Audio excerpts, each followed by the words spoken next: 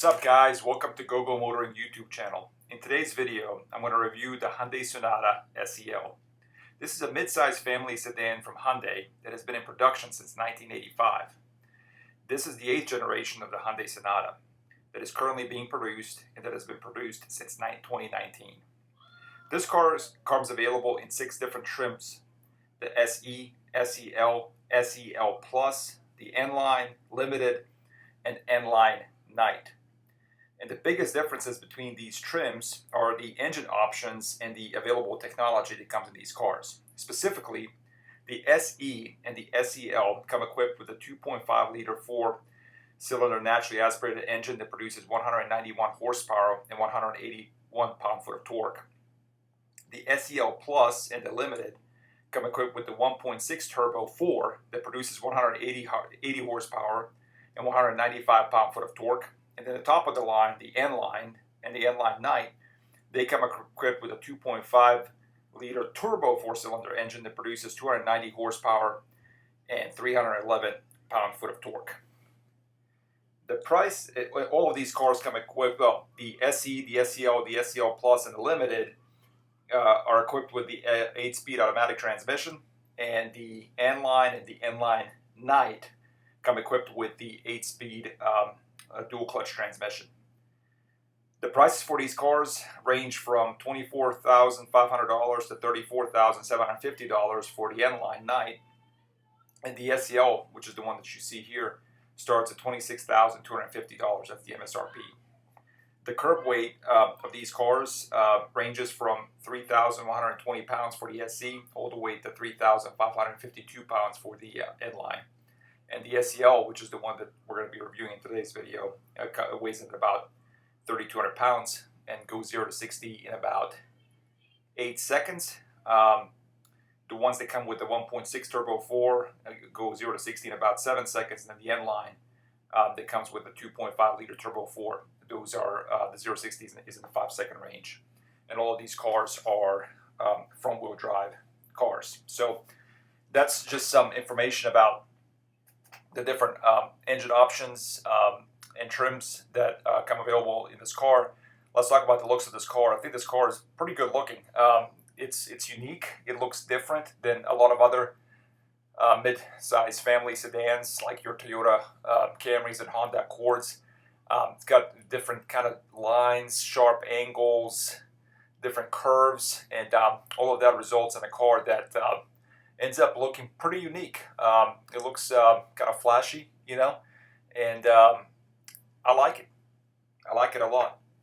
Some of those, you know, these different angles, these different lines, they make the car stand out. They make it different than every other car on the road. So that's always a positive. It makes it a memorable looking car.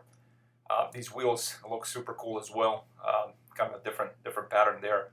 And here's the front of the car. You've got the LED daytime running lights right there. Big grille that's sort of in a shape, you know, kind of has those different angles, different lines. A big grille, big Hyundai badge right there. And then also I like this crease on the front hood of the car. And kind of makes the car look more powerful, kind of more like a muscle car. So big fan of the way that this car looks. It's also a pretty big car. There's plenty of room in the back seat. You know, more than comfortable for 4 adults to be in, and even, you know, you can easily put kids in the middle seat there as well. But yeah, I'll just kind of let you you know, enjoy the view of this car and kind of appreciate its styling characteristics. We filmed this review. This is at Zuma Beach, so in Southern California, and you know, we at GoGo Motoring, we like to take our viewers everywhere around the world. So you never know where the next car review is going to be coming from. You know, we may be in Tennessee, we may be in Croatia, we may be in France, or we may be in Southern California. So.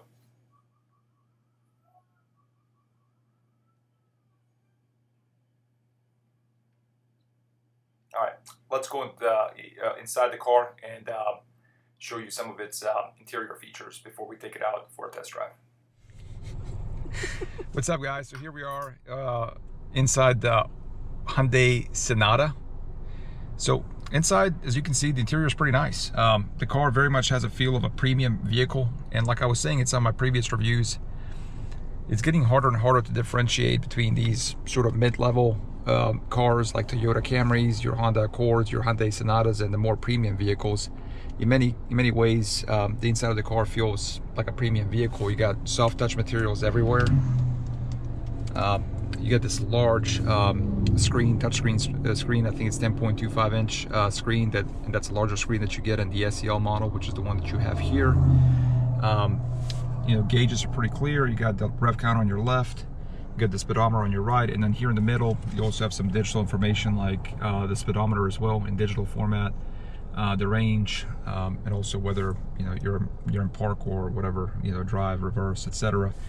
Nice gauges here. The steering wheel looks pretty cool. It's not a 3-spoke steering wheel, but I think it looks pretty nice. You got steering wheel controls here as well. That way you don't have to take your hands off the steering wheel while you're driving. So you got Bluetooth, cruise control, volume control as well, so you can adjust the stereo.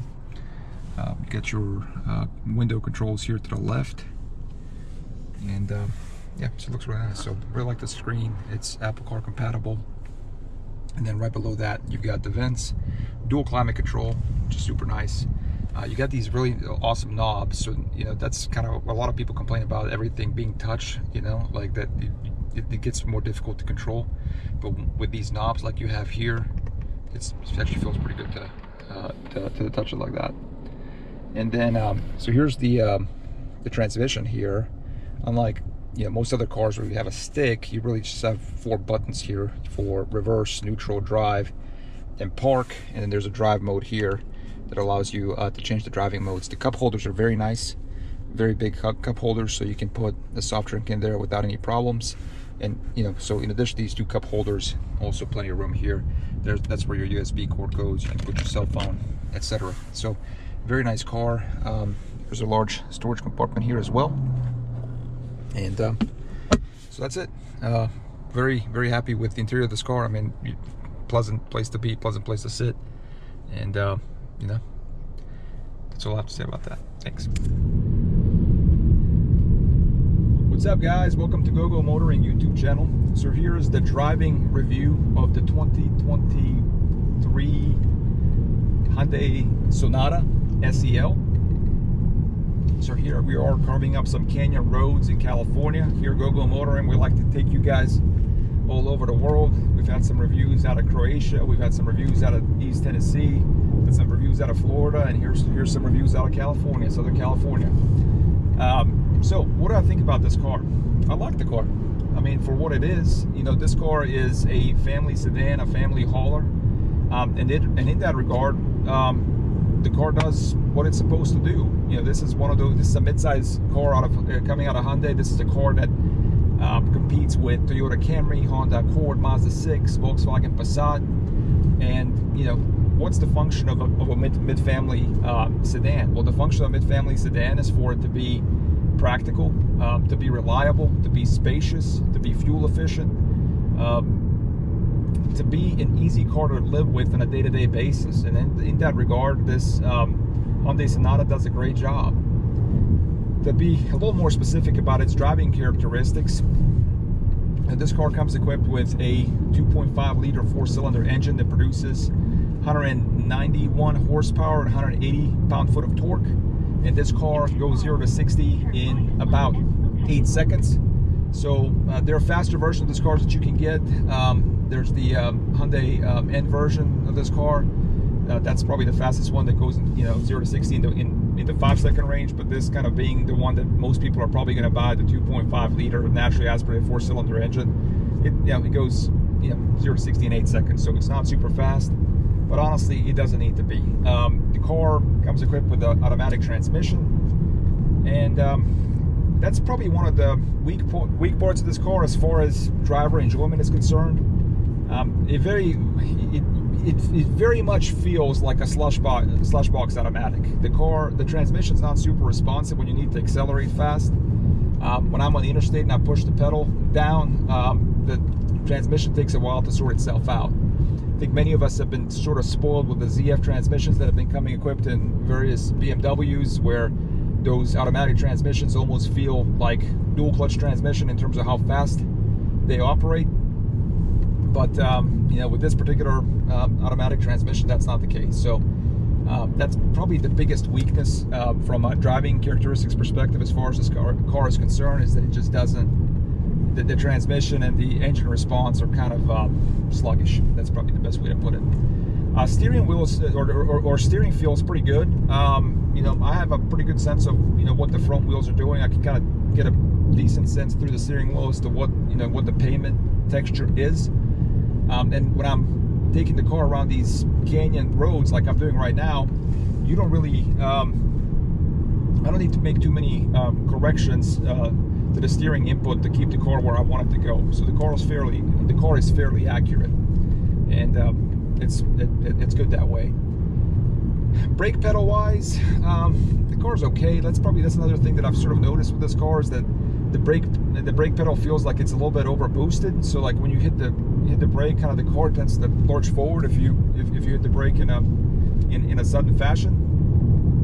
But you know, other than that, it's fine. So all in all, it's a good car. Does what it's supposed to do, you know. And it's interesting to me that, you know, in this day and age, everybody wants, you know, if you have a family, you're supposed to buy an SUV. Everybody wants to buy an SUV, and then everybody complains how expensive cars have gotten. And really, SUVs are expensive. But when you look at these family sedans, I mean, they're an absolute bargain, and they do just as good of a job for, you know, hauling around a family and, you know, kids as an SUV does. Turn right onto Ansel Canyon Road. This particular car costs around $30,000, and it comes with all these different features. It comes with, you know, Apple CarPlay, GPS, heated seats. I mean, the whole kit and caboodle. You can't really tell the difference between this and a premium car in terms of the different features that it comes with. But and all of that for a price of $30,000. So, you know, if you're on a budget, I would strongly encourage you all to still consider looking at these mid-size family sedans. They've done a great job for families for 50 years, and they continue to do that. In fact, I feel like now that we're in the 2020s, it's kind of the high time for your average mid-size family sedan. It's a car that does well, and it's getting more and more difficult, in my mind, to differentiate, you know, premium vehicles from sort of these mid-level vehicles that the Hyundai Elantra is, that the Mazda 6 is, that the Volkswagen Passat is, Honda Accord, etc. So, good car, and I think, you know, I've enjoyed it. It's been a nice place to be in, and would definitely recommend that if you're on a budget and are looking for nice, reliable transportation for your family. So, thank you for watching.